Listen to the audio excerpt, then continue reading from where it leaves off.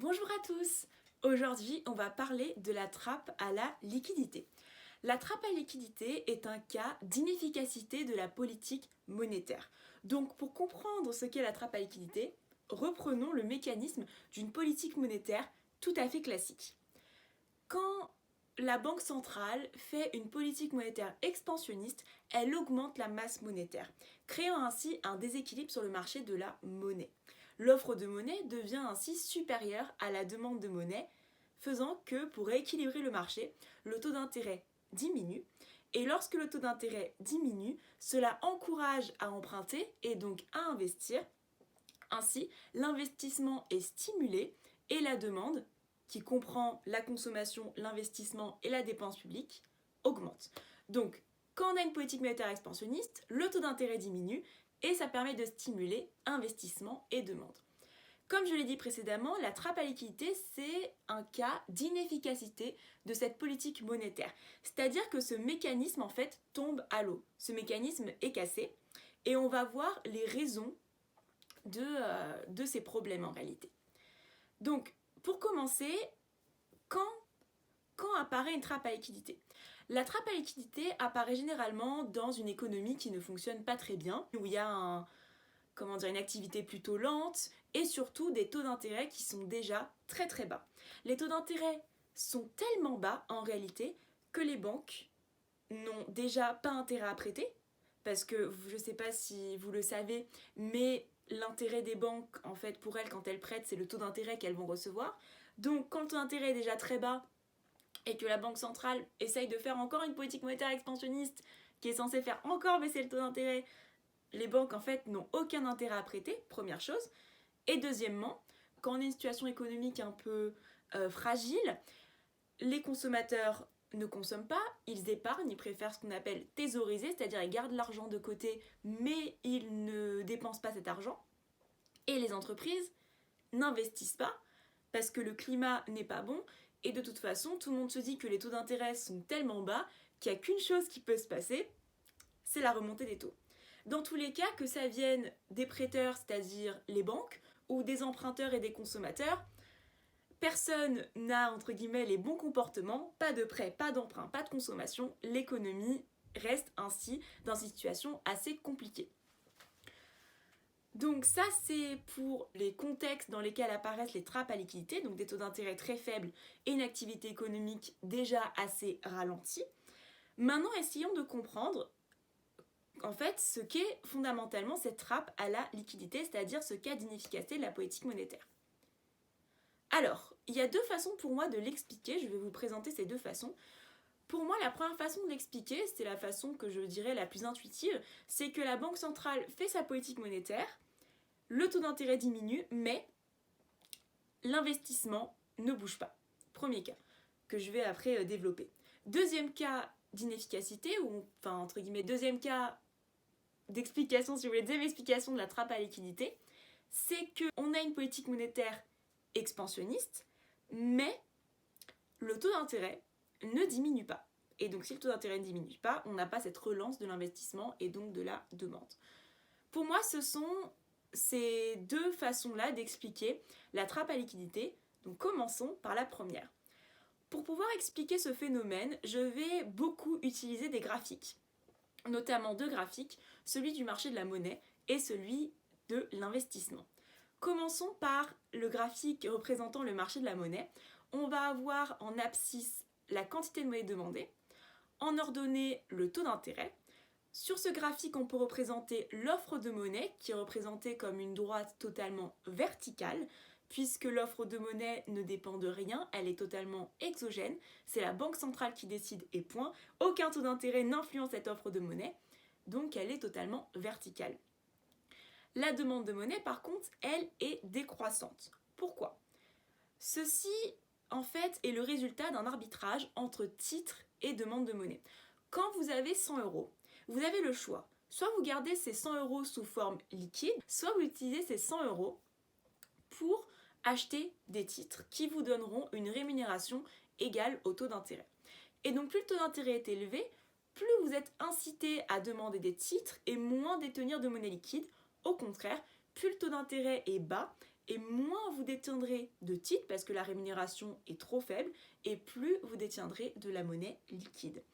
Ainsi, la demande de monnaie est décroissante du taux d'intérêt, c'est-à-dire qu'un taux d'intérêt par exemple à 10%, on va avoir une demande de monnaie, telle demande de monnaie, et quand il passe à 7%, donc la rémunération des titres baisse, j'ai moins intérêt à détenir des titres et donc plus intérêt à demander de la monnaie, à détenir la liquidité, ainsi ma demande de monnaie augmente, donc on a bien cette décroissance de la demande de monnaie. On passe, sur mon schéma, c'est de la courbe des points rouges au point vert, si vous voulez, pour l'explication. Premier graphique important à prendre en compte, c'est celui-là. Deuxième graphique à prendre en compte, c'est celui de l'investissement. Donc j'ai fait un graphique représentant en abscisse la quantité investie dans l'économie et en ordonnée le taux d'intérêt. Et pareil, là on a l'investissement qui est une fonction décroissante du taux d'intérêt. C'est normal puisque quand j'ai un taux d'intérêt qui est très élevé, ça veut dire que peu de projets en fait pourront se financer. Quand mon taux d'intérêt est à 10%, seuls les projets dont la rentabilité est au-dessus ou égale à 10% pourront se financer et emprunter. Quand mon taux d'intérêt est à 5%, seuls les projets dont le taux d'intérêt est supérieur ou égal à 5% pourront emprunter et ainsi se financer, donc investir. Donc on voit que forcément, quand le taux d'intérêt est bas, il y a un plus grand nombre de projets qui peuvent se financer. Et donc, c'est pour ça que l'investissement est une fonction décroissante du taux d'intérêt. Une fois que ça s'est posé, présentons le cas d'une politique monétaire expansionniste, c'est-à-dire lorsque l'offre de monnaie augmente et donc sur le graphique, on va avoir un déplacement de la courbe MS vers la droite. Quand l'offre de monnaie augmente, on voit sur le graphique que le taux d'intérêt diminue. Et quand on reporte cette baisse de taux d'intérêt sur le graphique de l'investissement, le taux d'intérêt diminue et ceci stimule l'investissement. On voit que l'investissement augmente. Donc ça, c'est pour un peu le cas d'une politique qui fonctionne tout à fait normalement.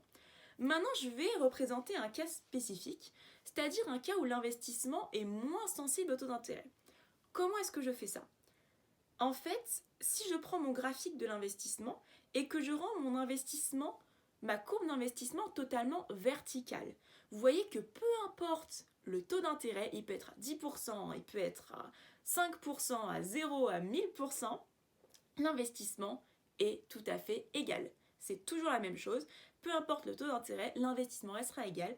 On est dans un cas qu'on appelle d'insensibilité de l'investissement au taux d'intérêt.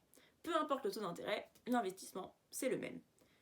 Et donc, ce cas où l'investissement est vertical, reprenons-le et observons ce qui se passe pour la politique monétaire. Donc, je redéplace MS, donc ma masse monétaire, vers la droite, j'augmente ma masse monétaire.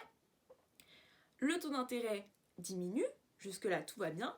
Par contre, maintenant, lorsque je reporte cette baisse de taux d'intérêt sur le graphique de l'investissement, on voit que l'investissement, dans le cas où il est insensible au taux d'intérêt, il ne bouge quasiment pas.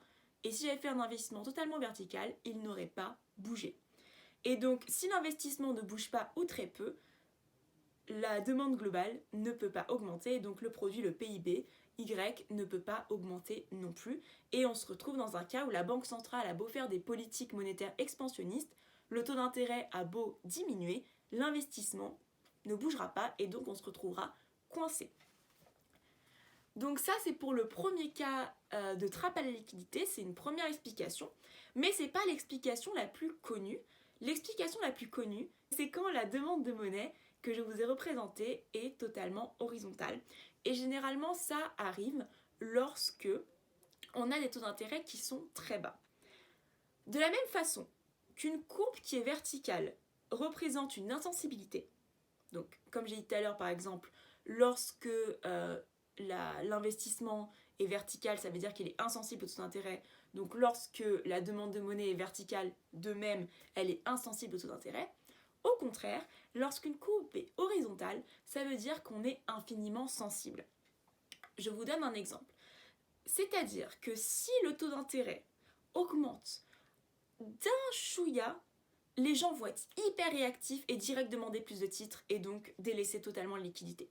Au contraire, si le taux d'intérêt baisse, mais un tout petit peu, les gens vont être tellement réactifs qu'ils vont délaisser les titres et demander directement de la monnaie. Donc des variations infinitésimales du taux d'intérêt va vraiment engendrer des comportements assez forts, notamment une petite baisse de taux d'intérêt va avoir pour conséquence une hausse mais vraiment incroyable de la demande de monnaie et donc une baisse tout aussi incroyable de la demande de titres. La demande de monnaie est horizontale quand les taux d'intérêt sont très bas, ce qui signifie que les agents ne voient pas la différence, entre détenir de la monnaie ou détenir des titres. Les taux d'intérêt sont si bas que la détention de titres n'a en soi plus vraiment d'intérêt et donc les agents économiques ont une préférence infinie pour la liquidité et ne vont pas détenir de titres tellement les taux d'intérêt sont bas. Représentons maintenant cette politique monétaire expansionniste dans ce cas. Donc on voit que déjà si on fait une politique monétaire expansionniste et qu'on tombe pas sur le côté horizontal de la demande de monnaie, le taux d'intérêt diminue. Par contre, si je continue comme ça et je fais encore des politiques monétaires jusqu'à ce que je me retrouve dans la zone où la demande de monnaie est totalement horizontale, au bout d'un moment, dès que je suis dans cette zone, la banque centrale a beau augmenter l'offre de monnaie, j'ai beau déplacer mon offre de monnaie vers la droite, mon taux d'intérêt ne bougera pas. D'accord ? Donc en fait, ce qui se passe dans le cas de cette trappe à liquidité, parce que là c'est le cas de la trappe à liquidité, le taux d'intérêt est tellement bas que les agents, en fait, ils détiennent tout sous forme de liquidité. Et là, on pourrait se dire, mais ok, très bien, mais quel est le problème ? Le problème, c'est que quand tout le monde détient des liquidités, ça veut dire que personne ne détient de titres. Et si personne... Il y a quelque chose, la lampe est tombée derrière, ce n'est pas grave. Et donc si tout le monde détient des liquidités et personne ne détient de titres, faut pas oublier que les titres, en fait, c'est important. Les titres, c'est ce qui permet de financer l'investissement. Quand vous achetez des actions chez Apple, vous donnez de l'argent à Apple, vous financez Apple, par exemple. Donc les titres, c'est un financement de l'économie. S'il n'y a pas de financement, il n'y a pas d'investissement, la demande n'augmente pas. Et aussi, autre chose, c'est que quand on dit que les gens détiennent des liquidités, ils ne les dépensent pas. La consommation n'augmente pas.